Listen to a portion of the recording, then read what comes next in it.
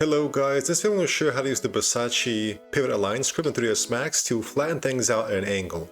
But real quick guys, if you're looking for what I consider to be the best 3D modeling tutorial on the internet, I recommend checking out my Udemy course.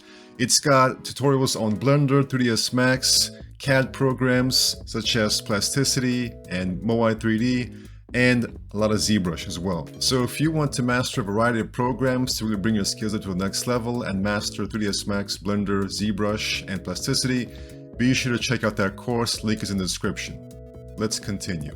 In order to find the script, simply look in the description and you'll find a link to this annotation page right here. It's called the Align Pivot Script for 3ds Max by Versace Chan. Alright, so I'll give you an example of how you can use this technique. The script is self-explanatory, so let's say we got a box right here, and I'll change the object color, and I'll go ahead and just tessellate this. And let's go with once more. Alright, so let's say we got something like this. I'm going to go ahead and hold shift to select this, and I'm going to go ahead and grow that. Alright, let's say we got that. I'm going to go ahead and inset that and bevel that like so. Alright, so if I insert a loop right here, you can see how it is kind of being aligned to this side right here. So here it's here and here it's here, but it's not perfectly straight. Now, of course, when you have this planar working situation, you can just select that and then go ahead and use planar on the y-axis like so. You can see how it straightens it out. But what if you're at an angle? So I'm going to go ahead and undo that. So we got this misaligned loop right here. And let's say we select this and we rotate it. Let's make it even harder and let's rotate at the sub-object level.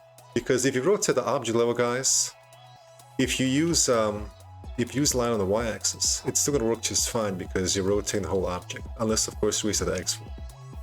Let's make it harder on ourselves by actually just rotating the whole thing, because now when I use planar on the y-axis, it's going to give us that.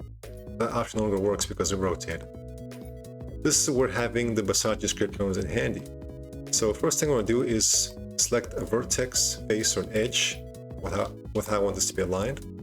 And this can depend on many factors, depending on kind of how your mesh is aligned. So you can select, for example, this edge, or that edge, or this one right here. I'll go ahead and select this one, and then press the hotkey for the Versace script. As you can see, it now aligns the pivot to this. Which means all I need to do is select this, and when I rotate this on the y-axis, and just kind of keep, I should say, when I scale it on the y-axis, you can see how it just kind of flattens things out more and more until it gets kind of flat result like so.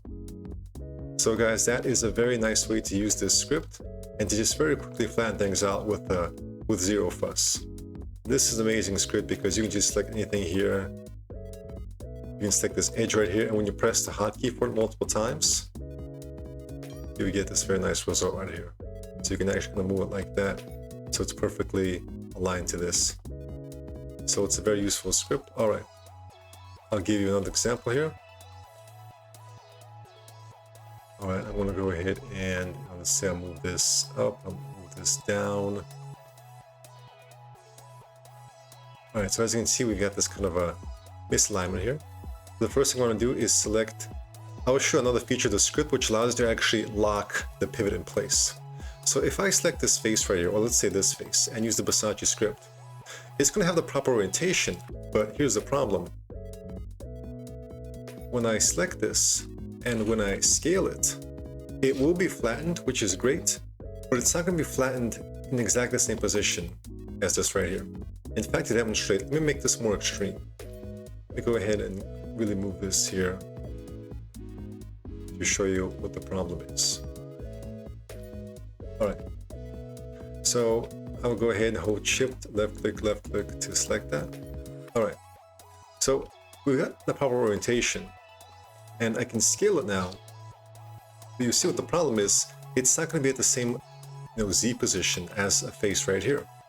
This is where it comes in handy to actually be able to position, to lock the pivot in place. You can see right now the pivot is always moving depending on the selection. It's kind of trying to center in the center of our selection. So in order to do that, you simply left click, press your hotkey for it, And then when you hover over this, it's going to allow you to snap to a vertex. So let's say this one right there.